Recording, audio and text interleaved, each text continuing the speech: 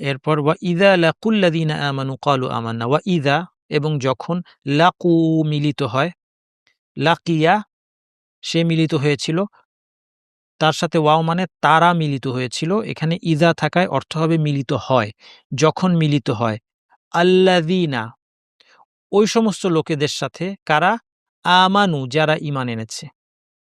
আল্লাযীনা বলতে দিয়ে বোঝাচ্ছে যে একদল লোক। তাদের পরিচয়টা কি পরের অংশে পাওয়া যাচ্ছে। আল্লাযীনা যারা আমানু যারা ঈমান এনেছে। ইযা লাকুল্লাযীনা আমানু যখন ওদের সাথে মিলিত হয় যারা ঈমান এনেছে, ক্বালু তখন বলে আমান্না আমরাও ঈমান এনেছি। আমানা সাথে ওয়াও যুক্ত হয়ে আমানু হয়েছে। এটা আগেও আমরা দেখেছি, তাই না? আমানা মানে সে ঈমান এনেছিল, ওয়াও মানে তারা ঈমান এনেছিল। এখানে অর্থ হচ্ছে আল্লাযীনা আমানু মানে যারা ঈমান এনেছে, যারা ঈমান এনেছে। তাদের সাথে মিলিত হলে ক্বালু বলে, ক্বালু আগেও দেখেছি। তারা কি বলে? ক্বালার সাথে ওয়াও যুক্ত হয়ে ক্বালু, এটা আগেও দেখেছি। আমান্না, আমানা সে ঈমান এনেছে, সাথে না যুক্ত হলে আমান্না আমরা ঈমান এনেছি। আমানার সাথে না যুক্ত হলে অর্থ হলো আমরা ঈমান এনেছি।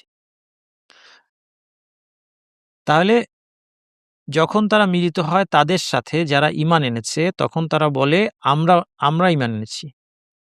ওয়া ইযা খালাউ ইলা শায়াতিনহিম আর যখন খালাউ একান্তে মিলিত হয় তাদের শয়তানদের সাথে। শায়াতিন হচ্ছে শয়তানের প্লুরাল, হিম তাদের, তাদের শয়তান অর্থাৎ তাদের সঙ্গী সাথী এবং নেতৃবৃন্দকে তাদের শয়তান বলা হয়েছে। কারণ ওগুলো শয়তান, ওরা দুষ্টু। তখন বলে কি বলে? আচ্ছা, আগে একটা জিনিস দেখেন যে এই ইলাটা এখানে অনুবাদে নাই কেন, এটা আমি এক্সপ্লেইন করব। তার আগে শয়তানটা দেখি আমরা। শয়তান থেকে শায়াতিন প্লুরাল। হিম হচ্ছে হুম বা হিম সবসময় অর্থ হচ্ছে তারা বা তাদের। শায়াতিনহিম তাদের শয়তানদের সাথে। আ খালা অর্থ হচ্ছে একান্তে মিলিত হওয়া। ওয়াও হলে প্লুরাল মানে তারা একান্তে মিলিত হয়। গোপনে, নিভৃতে একান্তে মিলিত হওয়া। খালাউ এর সাথে সাধারণত বি আসে। তাহলে খালাউ বিশায়াতিনহিম হওয়ার কথা ছিল। কিন্তু ইলা আসায় এটা আরবির একটা চমৎকার বিষয়। সেটা হচ্ছে দেখেন খালাউ বিশায়াতিনহিম হওয়ার কথা ছিল, তাই না? এটা হচ্ছে স্বাভাবিক নিয়ম। কারণ তারা শয়তানদের সাথে গোপনে মিলিত হয়। কিন্তু যেই অব্যয়টা বা যেই প্রিপোজিশনটা আসার কথা ছিল তার বদলে অন্য প্রিপোজিশন এসে বোঝাচ্ছে এখানে আরেকটা ভার্ব উহ্য আছে। বুঝে নিতে হবে এখানে আরেকটা ভার্ব আছে। সেটা কি? যেই ভার্বটা ইলা শব্দের সাথে যায় সেটা হচ্ছে ইনসারাফু। তাইলে এখন এইজন্য কোরআনে অল্প কথায় ব্যাপক অর্থ প্রকাশ করে। অর্থ হয়ে গেল ইনসারাফু ইলা শায়াতিনহিম ওয়া খালাউ বিহিম। অর্থাৎ খালাউ তো আছেই, একান্তে মিলিত হয়েছে। এটার সাথে যেই বি আসার কথা ছিল বাটা, সেটাকে শুধুমাত্র ইলা দিয়ে চেঞ্জ করে দেওয়ার মাধ্যমে এখানে আরেকটা ভার্বের অর্থ ইনক্লুড করে দেওয়া হয়েছে, যেই ভার্বের সাথে ইলা প্রিপোজিশনটা বসে। সেই ভার্বটা কি? ইনসারাফু অর্থাৎ সরে গিয়ে।